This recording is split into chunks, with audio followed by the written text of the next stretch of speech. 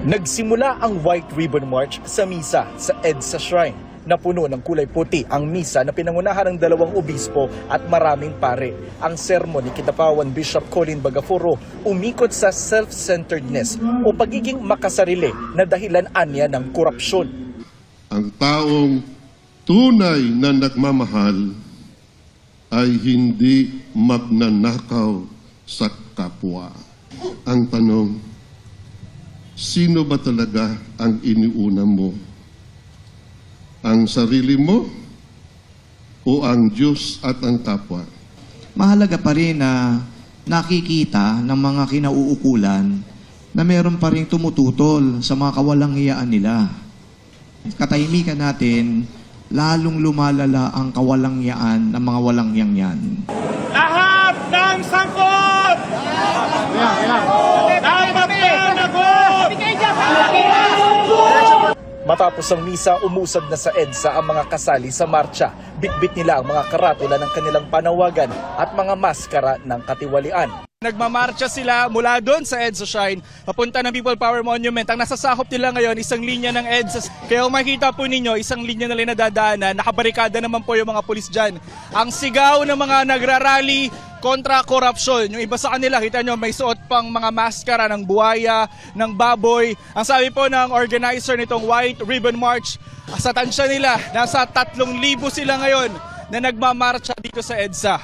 Bata, matanda, pare, kongresista, estudyante, doktor, pati na mga rider, sama-sama sa panawagang sugpuin ang korupsyon, wakasan ang political dynasty at magkaroon na ng electoral reform.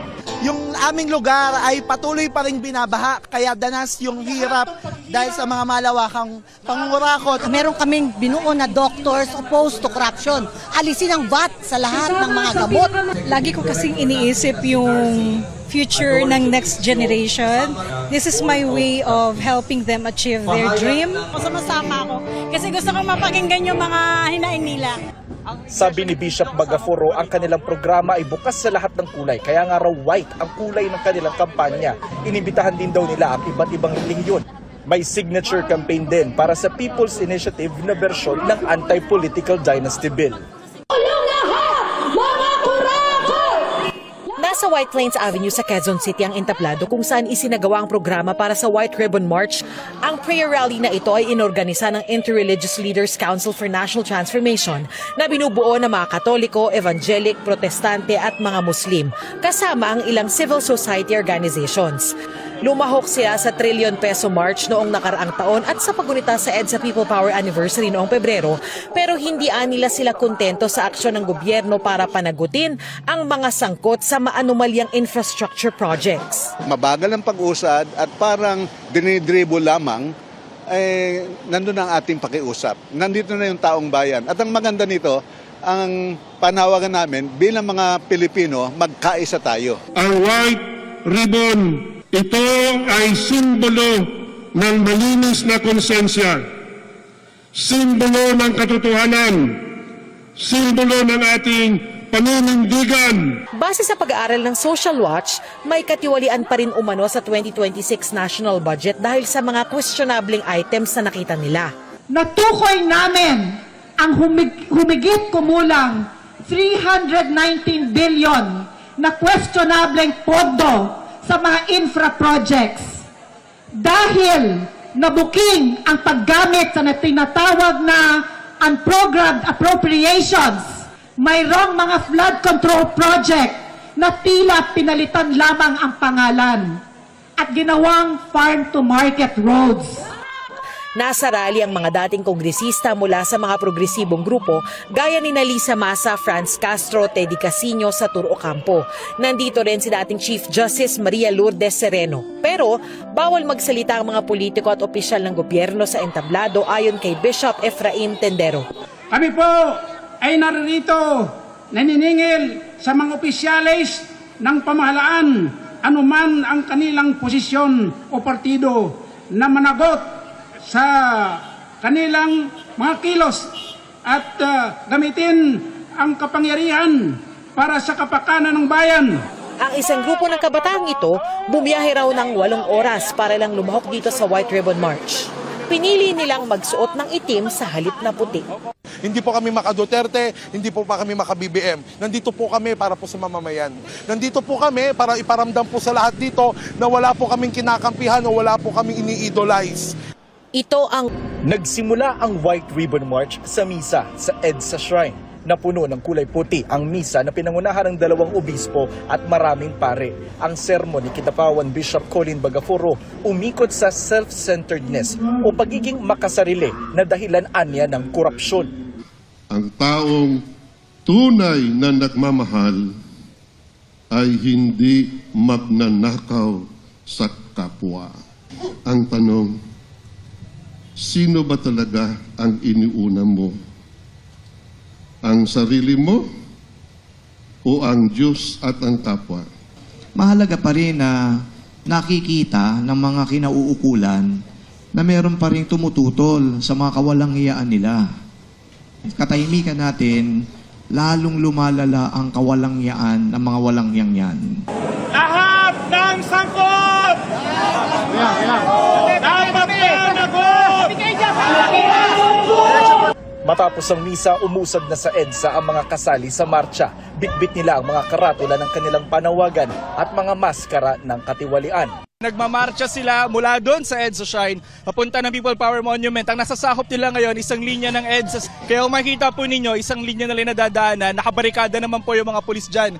Ang sigaw ng mga nagrarally kontra korupsyon. Yung iba sa kanila, kita nyo, may suot pang mga maskara ng buhaya, ng baboy. Ang sabi po ng organizer nitong White Ribbon March, sa tansya nila, nasa 3,000 sila ngayon na nagmamarcha dito sa EDSA.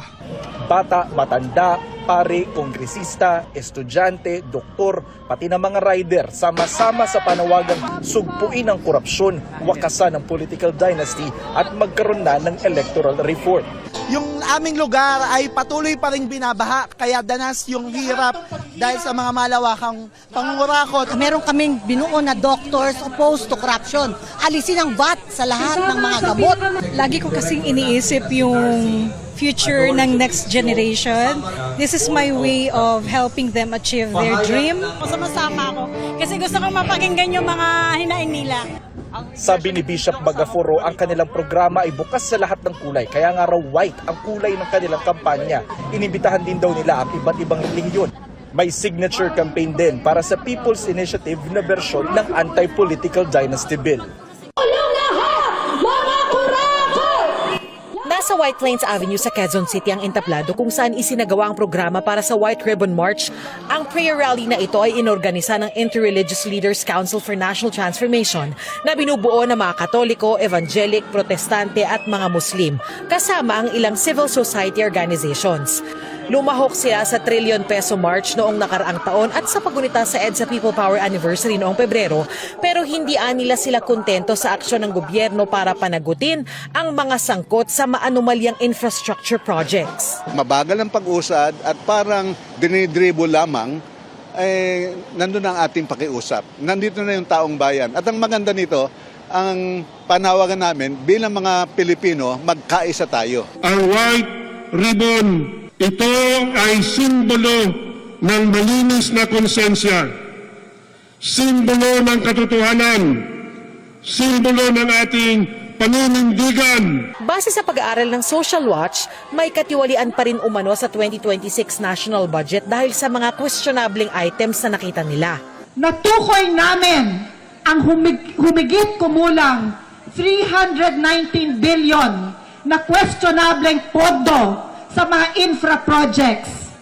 Dahil nabuking ang paggamit sa tinatawag na unprogrammed appropriations, mayroong mga flood control project na tila pinalitan lamang ang pangalan at ginawang farm-to-market roads.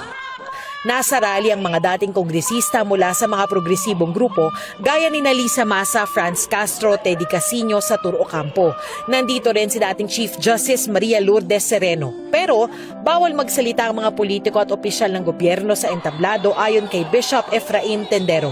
Kami po ay naririto naniningil sa mga opisyalis ng pamahalaan anuman ang kanilang posisyon o partido na managot sa kanilang mga kilos at gamitin ang kapangyarihan para sa kapakanan ng bayan. Ang isang grupo ng kabataang ito, bumiyahe raw ng 8 oras para lang lumahok dito sa White Ribbon March. Pinili nilang magsuot ng itim sa halip na puti.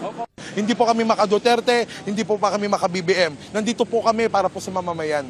Nandito po kami para iparamdam po sa lahat dito na wala po kaming kinakampihan o wala po kaming ini-idolize. Ito ang